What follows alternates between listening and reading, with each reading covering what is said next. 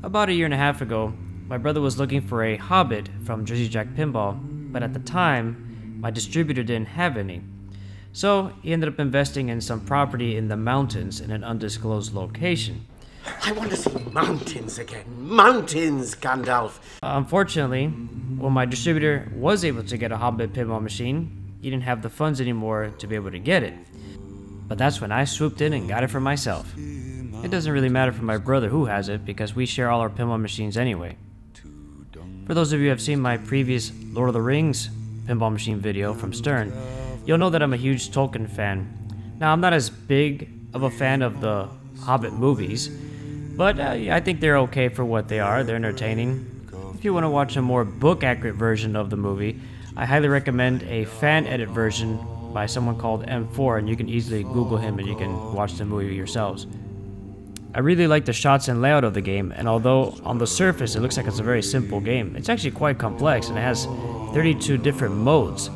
And if you look on the playfield, you'll see there's a ton of stand-up targets, which helps to explain why this game has over 30 coils. It's pretty ridiculous. But it's very engaging, and by far this has been the most immersive game that we've owned up until now.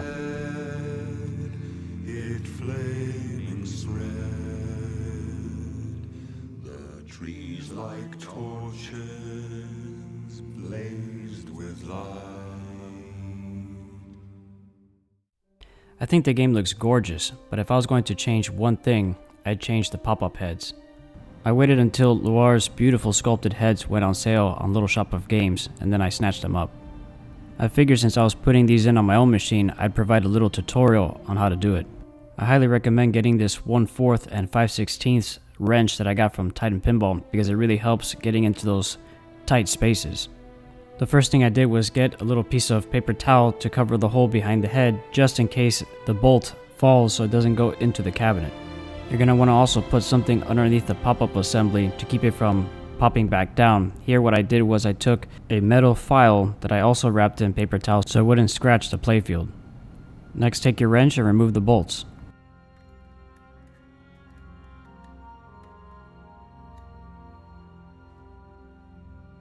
After they're removed, you can slide the head out.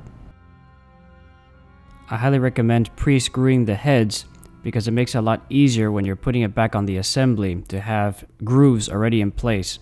Place the bracket between the screw and the head with the screw partly already threaded into the head. Make sure the screw doesn't go all the way through or else you're not going to be able to put the head back into the assembly. From there you can begin to screw the first nut, the first screw in place, and then that makes it a lot easier to put the second one which is underneath it.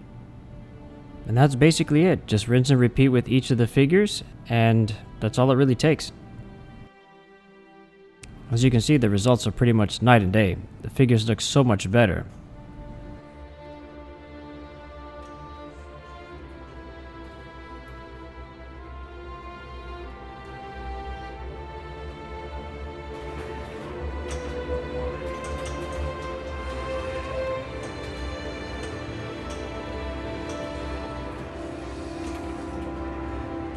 Well, I thank you for watching my video on my new Hobbit machine. Hopefully I provided a good tutorial for those who want to replace their pop-up heads. And until next time, happy flipping.